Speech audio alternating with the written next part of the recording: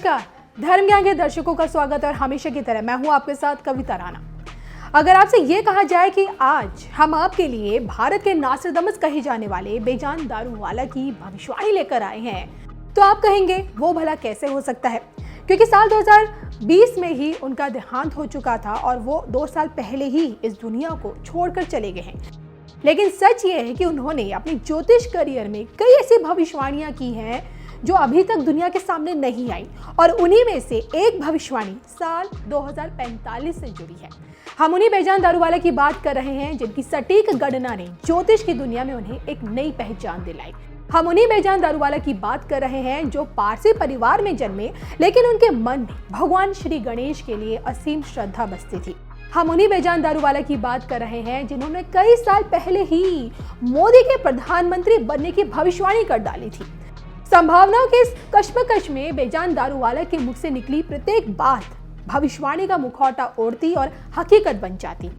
कहते हैं बेजान दारूवाला की सबसे बड़ी खूबी ही यही थी कि वो न सिर्फ वैदिक ज्योतिष से गणना करते थे, बल्कि हस्तरेखा, टैरो और अंक ज्योतिष के आधार पर ही अपनी भविष्यवाणियां किया करते थे। और उनका ये मानना था कि कर्मों ने ही उन्हें एस्ट्रोलॉजर बनाया है। अगर वे एस्ट्रोलॉजर नहीं बन पाते तो शायद जिंदगी भर कॉलेज के स्टूडेंट्स को लव और पोएट्री पढ़ा रहे होते, क्योंकि अपने एस्ट्रोलॉजर बनने के सफर के बारे में एक चैनल को दिए इंटरव्यू में बेजान दारूवाला ने ये कहा था, जब मैं कॉलेज में था तब मेरा दोस्त मुझे उस लड़के के पिता से मिलवाने ले गया जो पेशे से एक एस्ट्रोलॉजर थे। उनसे मिलने के बाद मेरा भाग्य एस्ट्रोलॉजी से जुड़ गया और मैं एस्ट्रोलॉजर बन गया। इसमें बुद्धिमत्ता की बात नहीं है, ये मेरा कर्म था। आगे किस तकनीक के साथ बेजान दारूवाला सामने बैठे व्यक्ति के भविष्य में झांक लिया करते थे, उसको लेकर भी उन्होंने ये बताया था, अगर मैं किसी व्यक्ति से जुड़ी भविष्यवाणी कर रहा हूँ तो सबसे पहले मैं उसे देखता हूँ और उसकी वाइब्रेशंस लेता हूँ। जिस समय वो व्यक्ति मेरे पास आता है वो महत्वपूर्ण है। तीसरा अहम चीज, वो दिन कैसा है, अच्छा है या बुरा है या सामान्य है। चौथी चीज, मैं उस व्यक्ति के हाथ की रेखाएं देखता हूँ। पांचवी चीज है कि उस व्यक्ति के बारे में मैं इंडियन हॉरोस्कोप के जरिए जानने का प्रयास करता हूँ। और आखिरी चरण होता है वेस्टर्न हॉरोस्कोप। ये सभी चीजें मेरे कंप्यूटर में फीड होती हैं और इसके बाद ही मैं गणेश जी की तरफ देखकर अपनी भविष्यवाणी करता हूँ।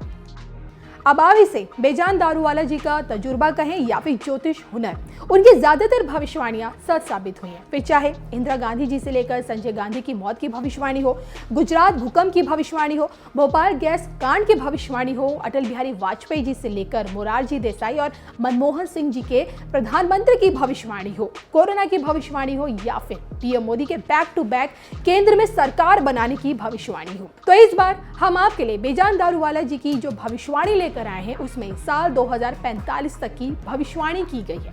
असल में अपनी ज्योतिष गणना के आधार पर बेजान दारूवाला ने यह बता दिया था, आने वाले समय में तकनीकी और युद्ध कौशल के क्षेत्र में क्रांतिकारी बदलाव होंगे। युद्ध में विध्वंस की कोशिशें करने वाली ताकतों को उल्टे अपने ही हथियारों से मात खानी होगी। हमलावर मुल्कों के लिए आने वाला वक्त अच्छा नहीं होगा। उनके अपने हथियार खुद उन्हें नष्ट कर सकते हैं। और इतना ही नहीं, 2040 से लेकर 45 के बीच दुनिया के सारे अंतर्विरोध समाप्त हो सकते हैं और एक विश्व सरकार की स्थापना हो सकती है। तो देखिए ना, इस वक्त हालात इस कदर खराब हैं कि रूस यूक्रेन का युद्ध खत्म होने का नाम नहीं ले रहा। तीसरे विश्व युद्ध की आहट सुनाई दे रही है और ऊपर से महामारी के फिर से फैलने का खतरा। बहरहाल 2040 से लेकर 45 का समय बेहतर बताने वाले एस्ट्रोलॉजर बेजान दारूवाला की भविष्यवाणियों पर आप कितना यकीन रखते थे, कमेंट करके जरूर बताइएगा।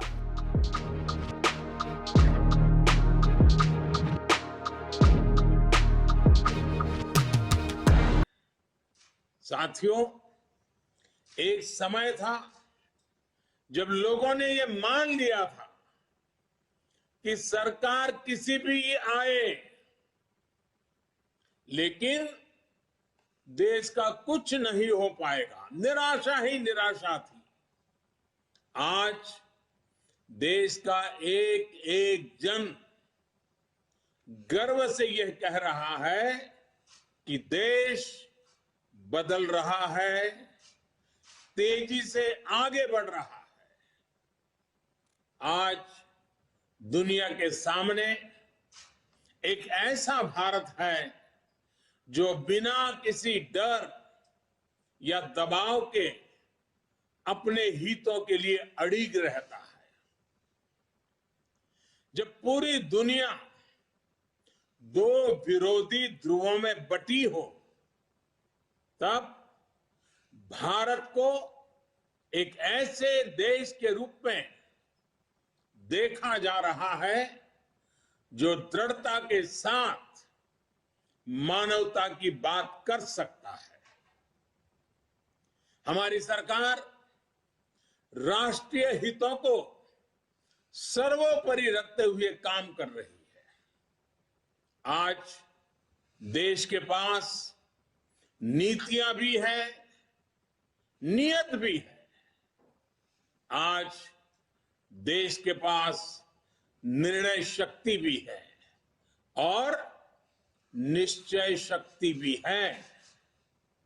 इसलिए आज हम लक्ष्य तय कर रहे हैं, उन्हें पूरा भी कर रहे हैं। आपने भी देखा है, कुछ समय पहले ही देश ने $400 बिलियन यानी 30 लाख करोड़ रुपए से भी ज्यादा के उत्पादों के एक्सपोर्ट का टारगेट पूरा किया है। कोरोना के इस समय में इतना बड़ा लक्ष्य हासिल करना भारत के सामर्थ्य को दिखाता है। कोरोना के खिलाफ लड़ाई को भारत अपने संसाधनों से लड़ रहा है, लगातार जीतने का प्रयास कर रहा है। आज भारत 180 करोड़ से ज्यादा वैक्सीन डोज देने वाला देश है। आज पूरी दुनिया देख रही है कि इतने मुश्किल समय में भारत 80 करोड़ गरीबों, वंचितों को मुफ्त राशन दे रहा है। 100 साल के इस सबसे बड़े संकट में गरीब को भूखा ना सोना पड़े, इसके लिए केंद्र सरकार करीब करीब 3.5 लाख करोड़ रुपए खर्च कर रही है। बीते वर्षों में देश ने ये देखा कि जिस तरह अपने नागरिकों का जीवन आसान बनाना भाजपा सरकारों की, डबल इंजन की सरकारों की प्राथमिकता रही है।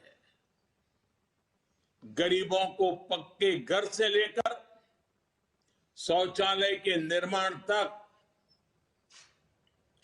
आयुष्मान भारत योजना से लेकर उज्ज्वला तक, हर घर जल से लेकर हर गरीब को बैंक खाते तक, ऐसे कितने ही काम हुए हैं जिनकी चर्चा अगर मैं करना शुरू करूं तो शायद कई घंटे निकल जाएंगे। सबका साथ, सबका विकास के मंत्र के साथ हम सबका विश्वास प्राप्त कर रहे हैं।